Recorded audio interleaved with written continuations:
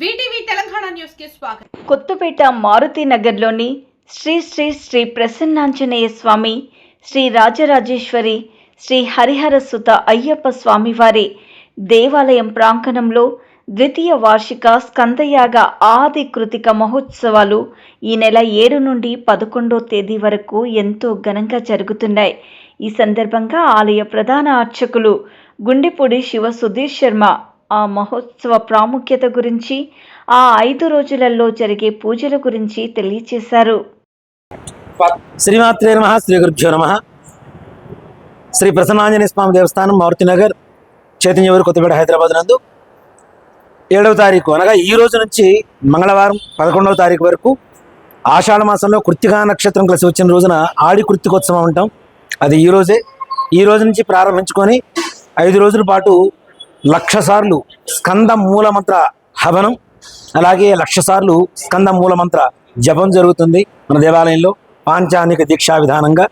ప్రతిరోజు ఉదయం 8 గంటలకి మండపదేవత పూజ, 8:30 గంటల నుంచి 1 గంట వరకు హవనం జరపబడుతుంది.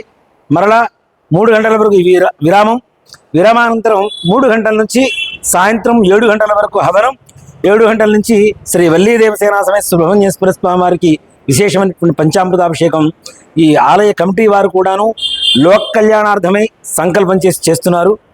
ఈ కార్యక్రమంలో పాల్గొనేటువంటి ప్రతి ఒక్కరికి కూడాను అనుకున్న సకల కార్యాలు, వివాహం కావచ్చు, సంతానం కావచ్చు, ఉద్యోగం కావచ్చు, శత్రుబాధలు కావచ్చు, కోర్టు వ్యవహారాలు కావచ్చు, ఇత్యాది అనేక సమస్యల నుంచి బయటపడటానికి చాలా మంచి పరిష్కారమైనటువంటి యాగం ఈ స్కందయాగం.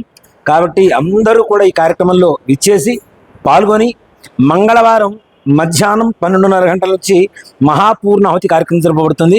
ప్రతి ఒక్కరూ ఈ 4 రోజులు రాలేకపోయినా కనీసం చివరి రోజైనా సరే వచ్చి మహాపూర్ణాహుతి కార్యక్రమంలో పాల్గొని ఆ రోజున స్వామివారికి నివేదన చేసినటువంటి అన్నప్రసాదం నివేదన అందరికీ ప్రసాదంగా పంచబడుతుంది. కాబట్టి అందరూ కూడా అన్నప్రసాదాన్ని స్వీకరించి స్వామివారి పరిపూర్ణ అనుగ్రహానికి పాత్రులై తరించవలసిందిగా ప్రార్థన. ప్రతి సంవత్సరం చేస్తూ ఉంటాం.